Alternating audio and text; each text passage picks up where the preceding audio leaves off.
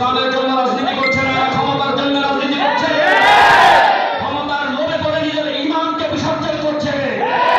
শুধু তাই নয়, এদেশে তারা ইসলামিক হুকুমত বাদ দিয়ে তারা অস্থিতিশীল পরিবেশ তৈরি করতেছে।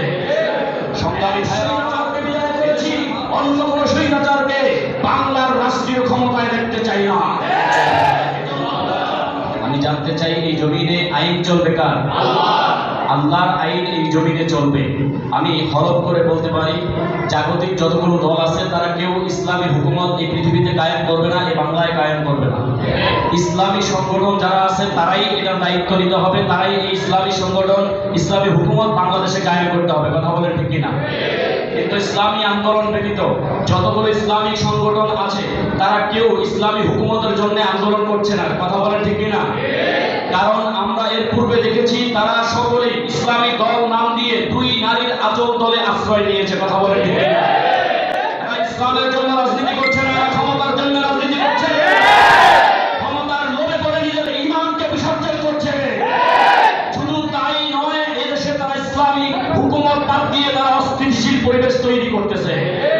সংগ্রামী ভাইয়েরা আমার, এদেশের মানুষ শান্তিতে বসবাস করার জন্য 37 সালে জীবন দিয়েছে, 52 সালে জীবন দিয়েছে, 71 সালে জীবন দিয়েছে, এমনকি 24 সালেও জীবন দিয়েছে, কিন্তু এখনো বাংলায় শান্তি প্রতিষ্ঠিত হয় নাই। কথা বলেন ঠিক কিনা? এখনো যদি রাস্তার মোড়ে মোড়ে চাঁদাবাজি চলে, এখন যদি আমার দেশের মানুষ নিরাপত্তাহীনতায় ভোগে, তাহলে আমরা কেনই স্বৈরাচারকে বিদায় করলাম? কথাবার্তা পরিষ্কার, এক স্বৈরাচারকে বিদায় করেছি, অন্য কোন স্বৈরাচারকে বাংলার রাষ্ট্রীয় ক্ষমতায় দেখতে চাই না।